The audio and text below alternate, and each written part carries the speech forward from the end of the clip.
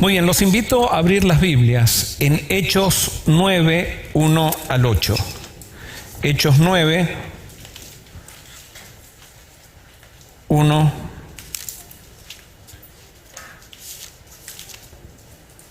Hechos 9, 1 al 8. Dice lo siguiente: Saulo, respirando aún amenazas y muerte contra los discípulos del Señor, vino al sumo sacerdote y le pidió cartas para las sinagogas de Damasco, a fin de que si hallaba algunos hombres o mujeres de este camino, los trajera presos a Jerusalén. Pero yendo por el camino, aconteció que al llegar cerca de Damasco, repentinamente lo rodeó un resplandor de luz del cielo, y cayendo en tierra oyó una voz que le decía: Saulo, Saulo, ¿por qué me persigues? Él dijo: ¿Quién eres, Señor? Y le dijo: Yo soy Jesús, a quien tú persigues. Dura cosa te es dar coces contra el aguijón. Él, temblando y temeroso, dijo: Señor, ¿qué quieres que yo haga? El Señor le dijo: levántate y entra en la ciudad, y allí se te dirá lo que debes hacer. Aquí tenemos el encuentro de Jesús con esta persona, con este personaje, que cuando se encuentra con Jesús se llamaba Saulo. No sabemos bien por qué, pero él, después de este encuentro con Jesús, o sí tenemos la sospecha por qué, pero después de este encuentro con Jesús, Saulo cambia su nombre a Pablo. Saulo era el nombre hebreo, del cual Saulo se sentía muy orgulloso. Él era descendiente de la tribu de Benjamín, por lo tanto era descendiente del rey Saúl, y posiblemente le pusieron el nombre para de alguna manera rememorar al primer rey de Israel. Y posiblemente Saulo se sentía muy orgulloso de ese nombre. Pero después de este encuentro con Jesús, Saulo cambia su nombre a Pablo, que era el nombre griego y con el cual él se da a conocer. Ahora es interesante que esta persona, de ser un perseguidor de la iglesia, pasa a ser el apóstol que más influyó el cristianismo. Jesús podría haber usado cualquier otro apóstol, podría haber usado a Pedro, podría haber usado a Juan, a Santiago, a Mateo, para que influyera el cristianismo de manera superlativa. Sin embargo, no usó a uno de los que caminó con él, sino que Dios o Jesús utiliza a quien no había caminado con Jesús para que sea el mayor apóstol. El apóstol de más influencia, no el más importante, pero el apóstol de más influencia. Y a mí me encanta eso, porque eso nos muestra cómo es Dios. Dios siempre toma al más desventajado, si podríamos decir así, para usarlo como el más influyente. Ninguno de nosotros podría decir: qué bueno, lo que pasa es que los apóstoles caminaron con Jesús y por eso tuvieron tanta influencia. No, Pablo no caminó con Jesús y tuvo una influencia tremenda. Por lo tanto, tú y yo, si tenemos la misma experiencia que tuvo Saulo, podemos tener tanta influencia como la tuvo el apóstol Pablo. Solamente tenemos que entender qué fue lo que pasó aquí. Pablo iba, como decíamos, iba para perseguir cristianos, y de repente recibe una luz, y esa luz, sin duda que era Jesús, y Jesús le hace una pregunta a Pablo: Pablo, ¿por qué me persigues? ¿Por qué me persigues? Y ¿sabes qué? Cuando Jesús pregunta por qué, hay que responder. Hay que responder. ¿Y por qué Pablo perseguía a Jesús? ¿Por qué Saulo perseguía a Jesús? Ahora les hago una pregunta: ¿estaba persiguiendo Saulo a Jesús? Porque Saulo podría decir: yo no estoy persiguiéndote a ti, estoy persiguiendo ¿a quién? A los discípulos tuyos. Justamente Jesús quería que Pablo o que Saulo entendiera que cuando yo no le doy un vaso de agua a un niño, no se lo estoy dando a él. Cuando yo no visito a un preso en la cárcel, no lo estoy visitando a él. Porque Jesús quiere que entendamos nosotros de que nosotros lo servimos a Jesús a través de las personas. No servimos a Jesús directamente, sino que servimos a Jesús a través de las personas. Y por eso le pregunta, ¿por qué me persigues? Porque tú estás persiguiendo a aquellos que son mis seguidores, me estás persiguiendo a mí.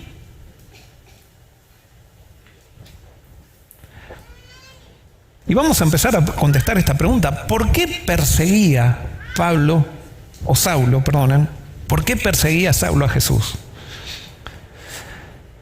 Saulo perseguía a Jesús porque Saulo era un fariseo. Y todo fariseo persigue a Jesús. ¿Y qué es un fariseo? Y vamos a dejar que Pablo conteste por qué perseguía a Jesús o cómo se definía él como fariseo. Vamos a Filipenses, capítulo 3, versículos 4 al 6. Pablo define cómo era su actitud en el pasado. Y desde el versículo 4 dice, aunque yo tengo también de qué confiar en la carne. Si alguno piensa que tiene de qué confiar en la carne, yo más. Circuncidado al 8º día del linaje de Israel, de la tribu de Benjamín, hebreo de hebreos, en cuanto a la ley fariseo, en cuanto a celo perseguidor de la iglesia, en cuanto a la justicia que se basa en la ley, irreprochable. Esto era Pablo, o esto era Saulo. Pero vamos ahora, para no me voy a hacer un trabalengua, vamos a decir siempre Pablo. Este era Pablo. Pablo era un fariseo que tenía todas estas características. Él decía que confiaba en la carne. ¿Qué quiere decir confiar en la carne?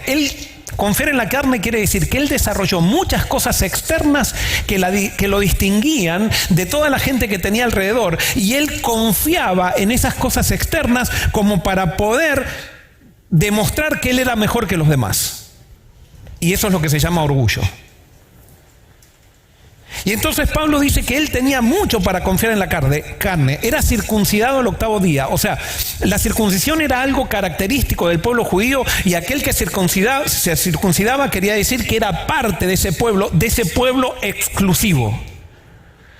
Y todo el que no era circuncidado de acuerdo a los judíos era inferior. Si yo quería realmente tener la aprobación de Dios, tenía que ser circuncidado. Y si no era circuncidado, no era aceptado por Dios. Y por eso Pablo había hecho, o los padres de Pablo habían hecho con él lo que había que hacer. Era de la tribu de Benjamín. Podríamos decir que Pablo era adventista de 7ª generación. Y él podía decir, mi papá fue un pastor, mi abuelo fue pastor, mi tatarabuelo fue pastor y fueron presidentes de unión, fueron misioneros en el África, hicieron un montón de cosas que a él lo hacían sentir superior a los demás, al que se había bautizado hace una semana.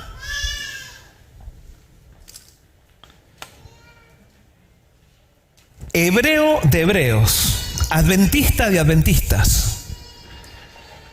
En cuanto a la ley, fariseo. Y en cuanto a celo, perseguidor de la iglesia. Y claro, en cuanto a celo, perseguidor, él dice de la iglesia. Yo lo diría, él pensaba, Saulo cuando estaba persiguiendo, él estaba pensando que él estaba trabajando por una iglesia pura, por tener una iglesia pura, por hacer que la iglesia no tenga mancha.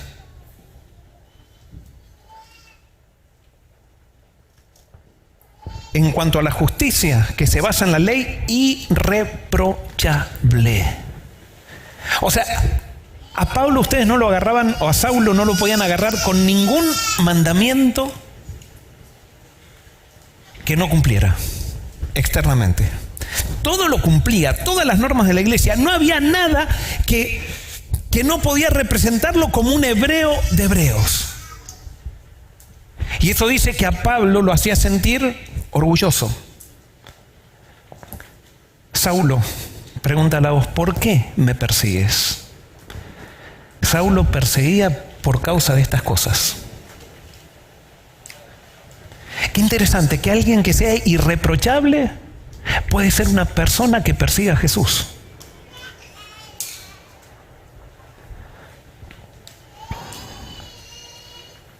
¿Será que aquí tenemos gente que es hebrea de hebreos?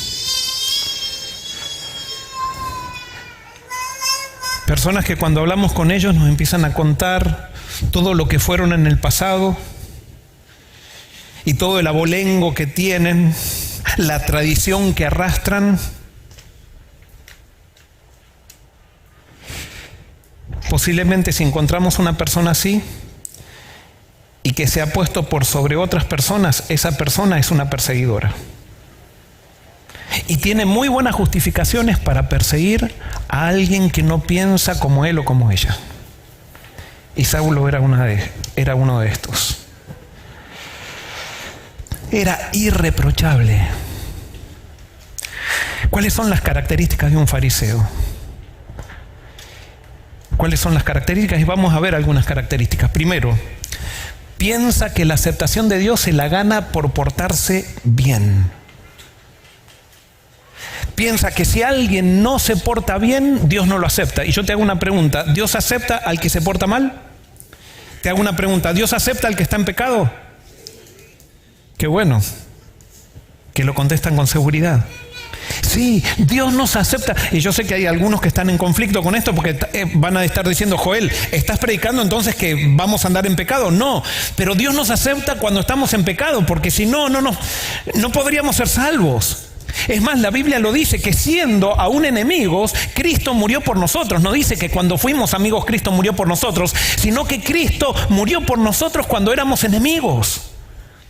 Él nos aceptó así como somos.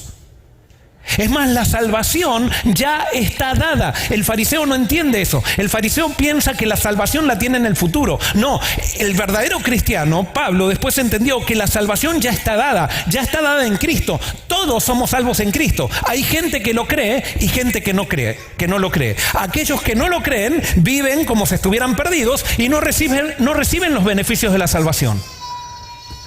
Pero el que cree la salvación en Cristo vive de acuerdo a los parámetros de aquel que lo salvó, que es Jesús.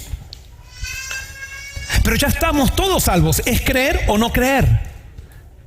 Pero no es porque yo voy a guardar la ley de Dios que me voy a salvar, no. Yo ya estoy salvo sin guardar la ley de Dios. Cristo ya me dio la salvación desde antes de la fundación del mundo.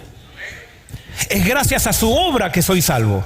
No es gracias a lo que yo hago, ni es gracias a simplemente, es gracias a lo que Él hace que soy salvo.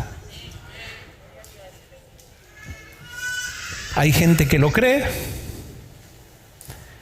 y hay gente que no lo cree. Y si Jesús ya nos salvó desde antes de la fundación del mundo, con Él tenemos todo. Y por eso si tú crees que Cristo ya te salvó, cuando estés en un problema, si Cristo te salvó de la muerte eterna, ¿por qué Cristo no te va a salvar del problema económico que tienes? Pero el problema es que nosotros pensamos que para que Cristo nos salve del problema económico tenemos que hacer ciertas cosas para que Él nos salve, para que Él nos escuche. Y es más, muchas veces pensamos que porque estamos contaminados Él no nos va a escuchar. Es verdad, la Biblia dice que aquel que está en pecado Dios no le responde. No es que aquel que está en el pecado Dios no le responde, sino que aquel que está en pecado cuando ora a Dios no escucha la voz de Dios. Dios siempre responde. Dios no cambia, los que cambiamos somos ¿qué? Somos nosotros. El pecado nos aleja de Dios, pero Dios no se aleja de nosotros por el pecado. Es más, cuando pecamos, Dios sale a buscarnos. ¿Pero qué hace el pecado? El pecado nos hace dudar de que Dios ha dado todo por mí. El pecado hace dudar que Dios ya me salvó. El pecado me hace dudar de que Dios no me... yo no sé si Dios me salvó, así que yo no sé tampoco si Dios me va a salvar de esta situación que tengo hoy en mi vida. Y yo sé que todos venimos aquí, o quizás una mayoría, viene cargado a la iglesia. Todos tenemos alguna contestación de oración que queremos recibir de parte de Dios. Hoy Dios quiere que tú entiendas que Él ya te dio la respuesta. Solamente tú lo tienes que creer. Y tienes que actuar como si creyeras. No tienes que esperar a sentir, sino que tienes que creer lo que ya te ha sido dado en Cristo, porque en Cristo nosotros hemos recibido todo. Pero hay gente que lo cree y se beneficia, y hay gente que no lo cree y no se beneficia. Y por eso el fariseo piensa que la aceptación de Dios se la gana por portarse bien. Entonces piensa que tiene que darle algo a Dios para que Dios le dé otra cosa. Hace un trueque con Dios de cosas. Y esa persona, el fariseo, vive en ansiedad. Pero hay fariseos que en la carne, como Saulo, piensan que como le están dando, se esfuerzan mucho, y externamente le dan lo mejor a Dios. Entonces ellos piensan que están siendo bendecidos por Dios por lo que ellos hacen. Y Dios, cuando te bendice porque te ama.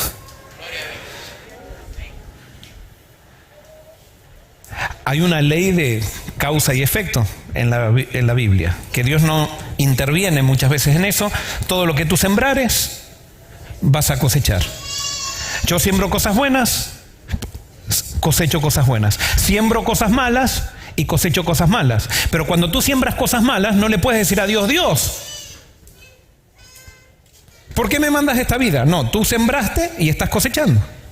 Ahora Dios, cuando tú sembraste las cosas malas, te dice, cree en mí. Y no siembres más cosas malas porque yo te amo y yo no quiero que tú vivas infeliz. Pero nosotros muchas veces, como estamos lejos de Cristo, nos engañamos y pensamos que fuera de los consejos de Cristo podemos ser felices. Y eso nos engaña el pecado. Y por eso, cuando celebra la gente cosas, esto lo hablábamos los otros días en un programa de radio, cuando celebra los reprimidos de la iglesia, cuando celebran cosas, quieren celebrarla con pecado. Vieron, generalmente yo creo que la mayoría de los cristianos, ojalá que no pase eso acá en Forest City, pero la mayoría de los cristianos somos reprimidos. Todavía no nos entregamos a Cristo. Entonces vayan a una fiesta de solteros de una iglesia cristiana. Y van a ver que en esa fiesta de solteros todo el mundo tira la cana al aire.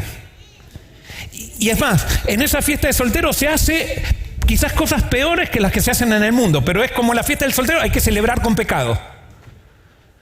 ¿Por qué? Porque estamos todos reprimidos en la iglesia, porque queremos salvarnos, queremos ser aceptados por Dios por lo que hacemos, pero entonces cuando nos liberamos de nuestra represión, entonces pensamos que hay felicidad en el pecado, y eso es un engaño del pecado. No hay felicidad en el pecado. La felicidad se la encuentra en Cristo cuando llena mi vacío interior. Y cuando Cristo llena mi vacío interior, yo no necesito salir de los parámetros de crecimiento que Él ha establecido en el universo para ser feliz. Al contrario, eso me quita la felicidad. Otra de las características de los fariseos es que se siente orgulloso por sus logros espirituales. El fariseo se siente orgulloso por sus logros espirituales y por eso Saulo se sentía orgulloso. La otra característica es que se compara con los demás y rebaja a los que no alcanzaron su norma. ¿Cuántos fariseos hay en las iglesias que viven comparándose con los demás? Y ¿saben qué? Ustedes ya lo saben, yo fui un fariseo de cepa, bien concentrado. ¿Y cómo me comparaba con los demás? Y en mi comparación, basado en la carne, muchas veces parecía que ganaba, pero cómo me sentía incómodo cuando alguien me superaba. Y cuando alguien me superaba, entonces tenía que encontrar algún defecto como para decir, no, lo que está viviendo esa persona no es así. Otra de las características de los fariseos es que no es fiel a Jesús, sino al sistema religioso al que pertenece, y lo defiende a capa y espada. Cuando Saulo salía a perseguir a los discípulos de Jesús, él salía a perseguir para defender a la iglesia que los discípulos de Jesús la estaban sacudiendo. Y entonces el argumento de un fariseo es que esos discípulos, o sea de Saulo, esos discípulos están en contra de la organización de la iglesia. No, los discípulos no estaban en contra de la organización de la iglesia. Los discípulos estaban predicando principios correctos en Jesús y cada uno agarraba lo que quería. Los discípulos no estaban queriendo tirar abajo la iglesia judía, la estaban queriendo reformar a la iglesia judía. Y entonces ellos predicaban a Cristo, pero a Saulo, como eso tenían que hacer cambios. Al fariseo no le gusta hacer cambios, le gusta hacer las cosas como siempre se hicieron. O sea, si a mí me enseñaron así, así tiene que ser. Si esto a mí me dio seguridad, tiene que ser así. Y si cuando me dicen que estamos haciendo las cosas mal, yo me siento entonces que no soy superior a otros, eso al fariseo le afecta muchísimo, no lo quiere aceptar. El fariseo es fiel a un sistema, no es fiel a Jesús. El fariseo es una persona dura consigo mismo y confunde esa dureza con consagración a Dios. Es una persona también el fariseo que se exige mucho. Hoy no voy a hablar de los saduceos porque estoy hablando de Pablo. Los saduceos eran los liberales, si podríamos decir así, en la iglesia judía, y los fariseos eran los conservadores. Pero el fariseo pensaba que como él se exigía mucho, él se había hecho vegetariano desde chico y había sufrido mucho siendo vegetariano, así que él decía, así todos tienen que esforzarse como yo me esforcé. Y ojo, no estoy hablando en contra del vegetarianismo, algún sermón voy a predicar también del tema de salud. ¿Qué es lo que la Biblia habla acerca de la salud? ¿Y por qué? ¿Por qué Dios quiere que seamos saludables? Pero vamos a hablar de la salud en Cristo, no de la salud para ganar el favor de Dios, sino la salud en Cristo. Pero eso es otro tema. El fariseo cuando ora presenta sus obras delante de Dios como la garantía de la respuesta. Y ¿saben qué? Esta última cláusula que puse allí fue la cláusula que a mí me hizo dar cuenta que era un fariseo. Como les decía, yo era un fariseo de pura cepa y estaba en la clase de Romanos cuando estaba estudiando teología y el profesor decía que para la salvación Dios no aceptaba ni las obras que el Espíritu Santo hacía en nosotros. Que nosotros somos tan malos que cuando el Espíritu Santo obra en nosotros, eso queda contaminado y yo no lo puedo presentar y decir, mira lo que el Espíritu Santo hizo en mí, por eso me tienes que salvar. No, eso está mal. Y yo cuando el profesor decía eso, no lo podía soportar. Yo decía, no puede ser que Dios no acepte las obras que el Espíritu Santo hace en mí. Y yo que me he consagrado tanto. Y entonces empecé a perseguir al profesor, porque todo fariseo persigue. Y el profesor fue muy paciente conmigo, pero se armaban unas discusiones impresionantes en la clase de teología, que era justamente la epístola a los romanos. Y yo salía ofuscado y hablaba muy mal con mis compañeros de este profesor porque yo decía, este profesor es un liberal. Hasta que en un momento el mismo profesor que a mí tanta rabia me daba, él dijo, ¿saben cómo ora un fariseo? ¿Cómo puedes saber tú que eres fariseo? El fariseo cuando ora le dice a Dios, Dios, yo hice esto y lo otro, por lo tanto te pido que hagas aquello. Y el fariseo presenta sus obras para decirle a Dios que tiene que responder. Y ahí eso fue como una bofetada. Y me quedé, y yo dije, pero si así oro yo siempre. Es más, yo como había sido vegetariano desde los 7 años, de paso, un día mi papá llegó a la casa y dijo, me voy a hacer vegetariano. El que quiera ser vegetariano conmigo, que se una. Y yo que tenía ¿cuántos años tenía? Tenía 11 años creo. A mí me encantaba la carne, pero si yo dije, yo necesito ser salvo, o sea, yo para salvarme necesito ser vegetariano, si necesito salvarme, ser vegetariano para salvarme, yo me voy a hacer vegetariano. Y con 11 años me hice vegetariano. Y yo me he dado cuenta que no era normal para un chico de 11 años hacerse vegetariano. Y yo iba al club, cuando iba al club a jugar con mis amigos se comían las hamburguesas y a mí me encantaba la carne. Y yo veía que mis amigos, el olorcito, pero yo decía, yo me estoy esforzando para ser salvo. Y realmente me la aguanté. Hacían las fiestas de curso en el secundario y hacían como los otros días hicieron chorizo, que a mí me encantaba el chorizo de vaca, y hacían chorizo y a mí me tenían que hacer ensalada de papa y yo pasaba hambre en las fiestas de curso, pero yo era vegetariano. Pero entonces yo con todo ese esfuerzo me consideraba superior a los demás. Porque yo veía que nadie lo hacía, o sea, tenía mi confianza en la carne. Y le estoy nombrando una cosa, las otras cosas que les nombraría me dan vergüenza decirlas. Pero eso es lo que hace el legalismo, eso es lo que hace el farisaísmo. El farisaísmo nos quita nuestra confianza de Cristo y nos pone la confianza en las obras, en lo que hacemos. ¿Qué importa si soy vegetariano o no, si no puedo amar a mi hermano? ¿Qué importa si soy vegetariano o no, si no puedo amar al que come carne? Entonces comían mis amigos y se llevaban, estás comiendo cadáver.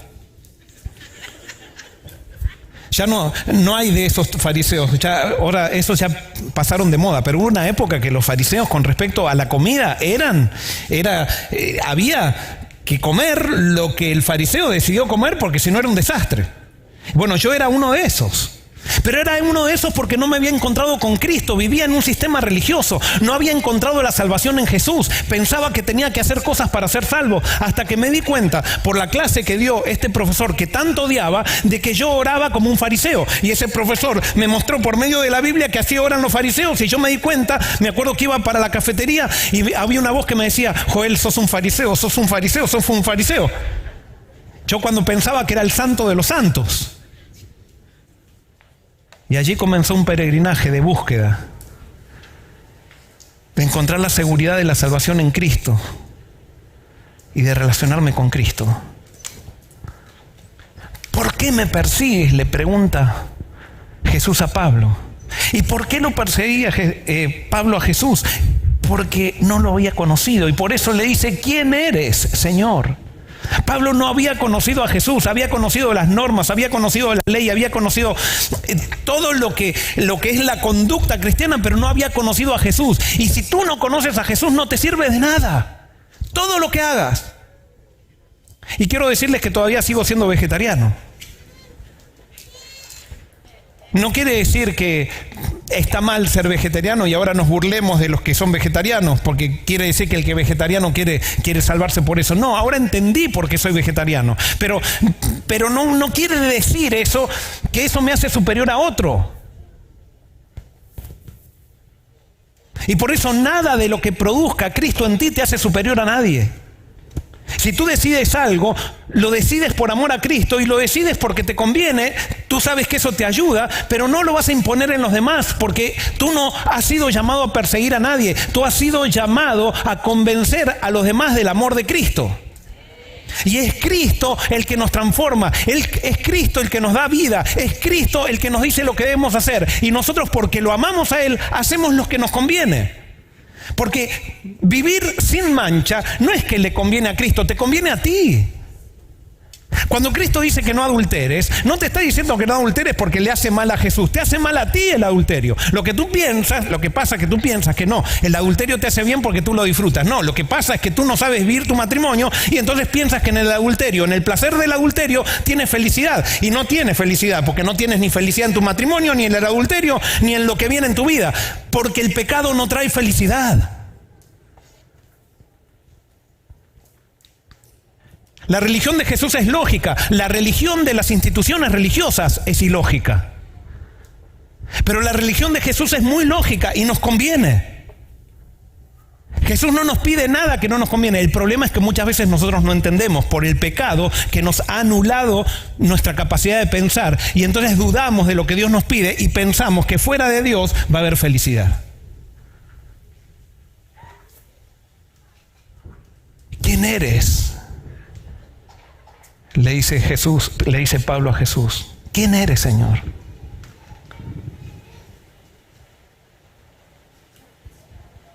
Qué lindo sería que hoy aquí alguien pregunte hoy: ¿quién eres, Señor? Y entonces Jesús le dice: yo soy Jesús, a quien tú persigues. ¿Quién es Dios? Dios es Jesús. Y hasta que como cristianos o como iglesia no hagamos de Jesús el centro de todas las cosas, vamos a ser un grupo de reprimidos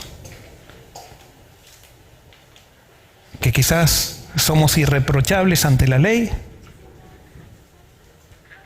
pero con esa manifestación externa de buena conducta, lo único que hacemos es tapar el odio que hay en nuestro corazón contra aquellos que pensamos que son inferiores a nosotros.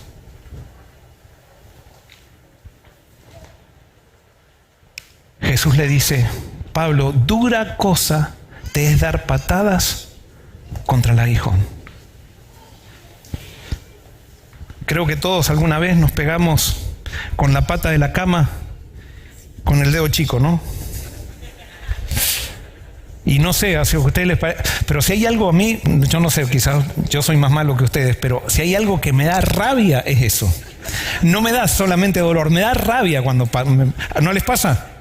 Da rabia, o sea, es como que uno empieza a insultar a la pata de la cama.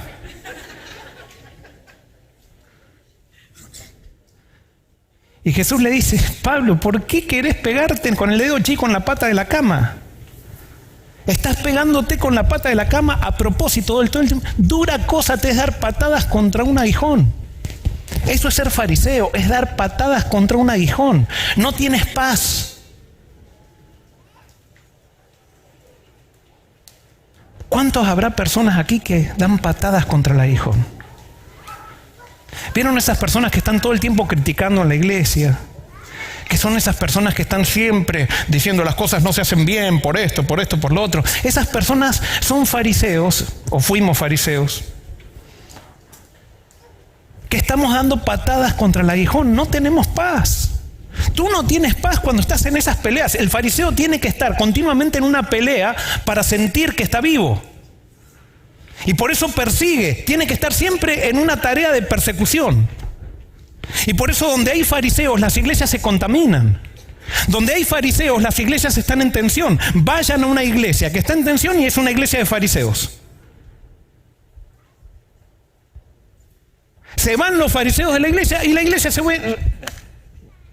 Viene paz, viene a traer paz, o viene a venir, ¿cómo lo puedo decir? Hoy tengo los pensamientos en español trabados y en todos los idiomas, no se hagan problema, no. Ustedes saben que no soy muy hábil en los idiomas. Pero donde hay fariseos hay guerra. Si tú todavía eres un fariseo, hay guerra en tu corazón. No tienes paz. Donde hay fariseos hay guerra en la familia. Donde hay fariseos hay guerra. ¿Por qué? Porque todavía no hemos encontrado el amor de Dios. Hemos entrado todo en la conducta y queremos que todos hagan como nosotros creemos que se debe hacer para recibir la aceptación de Dios. Y resulta que Dios ya nos ha aceptado a todos. Y alguien puede decir, pero pastor, tenga cuidado, porque entonces todos van a hacer lo que quieran. No, es que cuando... El perdón de Jesús no es simplemente un perdón legal. El perdón de Jesús es relacional. Cuando Jesús te perdona porque Él quiere relacionarse contigo. No es perdonarte para decir, ahora te doy vida eterna. La vida eterna es estar con Él. Cuando la vida eterna es vivir con Jesús. Entonces ahora, cuando yo acepto lo que Jesús ya me dio, como ahora yo comienzo a captar su amor, comienzo a vivir para Él, porque Él no me exige nada. Él me sigue salvando a pesar de que yo estoy en pecado. El problema es que el pecado me separa de Él. El pecado me hace sentir que Él está lejos mío y el pecado me hace sentir que Él está enojado conmigo. Cuando Él nunca está enojado conmigo. Ahora, el pecado también me hace sentir que haciendo cosas malas yo voy a ser feliz. Entonces, una persona que dice, por ejemplo, como Jesús me ama, yo voy a seguir en pecado. Esa persona va a seguir metiendo la pata toda la vida y va a seguir infeliz toda la vida, porque el pecado no te hace feliz, lo tienes que entender. No, pero es que esta cosita nomás, no. Entrégate de todo corazón a Jesús y vas a empezar a vivir una felicidad que nunca viviste. No dudes de Él, porque Él se dio todo por ti. Y entonces Pablo, cuando recibe la iluminación de Jesús y le dice, Pablo, ¿por qué me persigues? Saulo, ¿por qué me persigues? ¿Quién eres, Señor? Yo soy Jesús a quien tú persigues. Pablo responde con una pregunta: ¿qué quieres que haga? Y Pablo responde con la pregunta que siempre estaba acostumbrado a hacer todo judío. Cuando todo judío se convencía de pecado, ¿qué era lo que preguntaba siempre? ¿Qué haremos? Y ¿sabes qué? Dios no quiere que hagas nada. Es más, estás trabajado y cargado de tanto trabajar por ganar la aceptación de Dios, y lo que Dios quiere que entiendas es que en Jesús eres perdonado y que no necesitas hacer nada para recibir ese perdón. Ese perdón ya está, solamente lo tienes que creer. Pero cuando lo crees, el perdón te lo da Él, es para relacionarte con Él. Entrégale a Él tu vida y haz que Él sea lo primero. Y entonces ahora viene, Señor, ¿qué es lo que quieres que haga? Nada, dice Jesús. Claro, Jesús le dice, levántate y ve y se te darán indicaciones. Pero era eso lo que estaba Pablo, lo que quería sentir Pablo, porque él estaba acostumbrado a hacer cosas. Y lo que Jesús le estaba diciendo, Pablo, yo lo que necesito es que te rindas. No que hagas más cosas, ríndete. De una vez por todas, ríndete. Deja de luchar. Deja de hacer. Ríndete. Descansa. Venid a mí todos los que estáis trabajados y cargados. Que yo, dice Jesús, te haré descansar. Yo, ven a mí. No es lejos de mí, ven a mí. Yo te haré descansar. Estás trabajado y cargado. Pablo, basta. No, pero Señor, tengo que guardar la ley. Y entonces Jesús le dice a Pablo, nos imaginamos, Pablo, ¿pero qué es la ley? ¿Qué dice la ley? Lo que pasa es que Pablo había quitado a la ley, la leía mal como la leemos nosotros también. Pensamos que la ley de Dios es para hacer cosas, ¿verdad? Sin embargo, la ley de Dios, esto yo ya lo prediqué hace un año, la ley de Dios comienza con descanso. En Deuteronomio capítulo 5 y también en Éxodo 20, nos dice cómo son los mandamientos, y los mandamientos no comienzan con no tendrás dioses ajenos delante de mí, sino que de acuerdo a Deuteronomio 5 y a Éxodo 20, pero Deuteronomio 5:6 dice, yo soy Jehová tu Dios que te saqué de la tierra de Egipto de casa de servidumbre. Ese es el primer mandamiento. El primer mandamiento no es un mandamiento para hacer algo, sino que es un mandamiento que nos muestra que Dios nos liberó de hacer a nosotros a través de Cristo. Yo te saqué de la casa de servidumbre. Y si alguien quiere saber, puede buscar este sermón en el que prediqué en el pasado. Pero a nosotros nos han enseñado que esta introducción es la introducción de la ley de Dios. No, este es el primer mandamiento de la ley de Dios que dice, yo soy Jehová tu Dios, soy tu liberador, que te saqué de la tierra de Egipto. Ese es el primer mandamiento. Y si quieren, verifíquenlo, vayan a las páginas judías y verifiquen si lo que estoy diciendo no es verdad. Pero nosotros hemos sacado ese primer mandamiento que nos dice que Dios nos libera, que Dios nos da descanso, que Dios nos dice que dejemos de trabajar, esclavos del pecado, para ser libres. Nosotros lo hemos sacado y hemos pensado que la ley de Dios es cumplir mandamientos, cuando la ley de Dios comienza con dejar que Dios nos libere de la esclavitud del hacer y de la esclavitud del pecado. Y fíjense cómo dicen los mandamientos. Los mandamientos nos mandan a hacer. ¿Qué dice el segundo mandamiento? No tendrás dioses ajenos delante de mí. No hagas esto, no hagas aquello, no hagas... O sea, nos manda a descansar la ley. En ningún momento la ley dice haz esto, sino que dice no hagas aquello. Hay un solo mandamiento, o dos mandamientos quizás, pero uno que decimos que es el principal, muchos decimos que es el principal, a mi criterio no es el principal es el primero, pero los adventistas del séptimo día decimos que el cuarto mandamiento es el principal. Pero ¿qué dice el cuarto mandamiento? Es el único que nos manda a hacer algo. ¿Y qué nos manda a hacer? A descansar. Estar en Cristo es descanso, no es hacer, es rendirme. Y ahora quiero con esto llegar al clímax de este tema y espero poder transmitirlo. Tú lo que tienes que hacer es no hacer nada, pero sí hay algo que tienes que hacer. Tú tienes que morir. Tú tienes que morir, yo tengo que morir para que Dios obre en mí y poder tener el descanso. El gran problema es que nosotros queremos hacer, queremos imponernos a nosotros mismos, queremos hacer nuestros planes, queremos decir cómo tienen que ser las cosas y por lo tanto compartimos la vida con Jesús, pero no morimos en Jesús. No, tú y yo tenemos que morir y para morirnos tenemos que rendirnos. No se trata de hacer, se trata de rendirse. Se trata de dejar que el Espíritu Santo aniquile a Joel y que surja Cristo en Joel.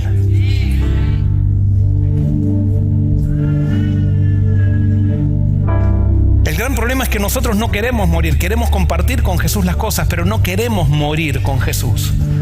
Y si queremos que realmente haya un cambio en nuestra vida, tenemos que morir, rindiéndonos cada día, muriendo en Jesús. Y por eso Pablo, el que era Saulo de Tarso, el que era un fariseo, el que era alguien que perseguía con odio a los cristianos, de repente se transforma en el gran apóstol, simplemente muriendo en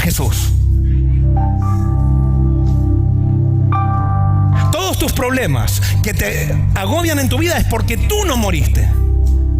Tienes problemas con alguien, con tu jefe de trabajo, muere. Y vas a ver cómo tus problemas se solucionan. Tienes problemas matrimoniales, muere de una vez. No le pidas ayuda a Dios para que solucione tu problema. Muere. Muere en Cristo. Deja de vivir para tus sentimientos. Deja de vivir para tu felicidad. Muere.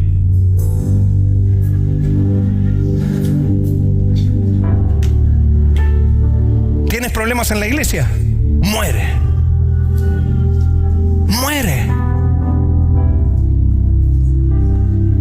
Vas por la autopista y alguien te pega un bocinazo. Muere. ¿No te gusta lo que tu esposa te dijo, tu esposo te dijo? Muere.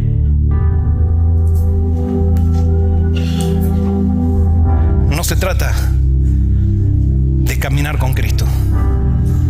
Se trata de morir en Cristo.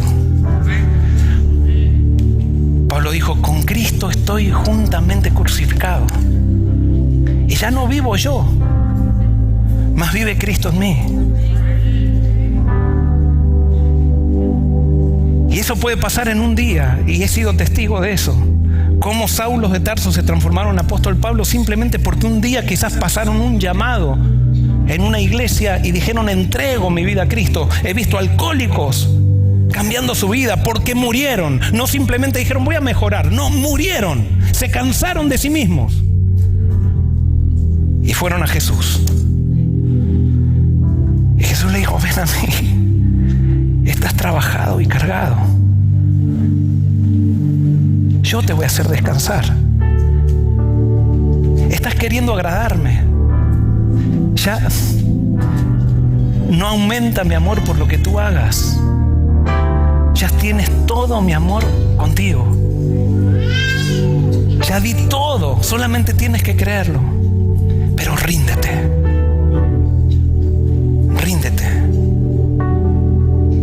Permanece en mi presencia. Deja de luchar con aquellas cosas que no aceptas en la vida. Muere a esas cosas. Es que yo no entiendo por qué mi mamá murió cuando yo más la necesitaba. Muere a eso. Es que no entiendo por qué me violaron cuando yo no lo quería. Muere a eso. Entrégale tu vida a Jesús. Deja que Él te abrace y Él te dará el descanso que hoy por hoy no tienes. No se trata de hacer, se trata de rendirse. ¿Habrá alguien hoy aquí que quiere morir hoy en Cristo? ¿Habrá alguien que quiere decirles, yo ya no quiero luchar más, no quiero ya ser yo, quiero que tú seas en mí, yo quiero morir?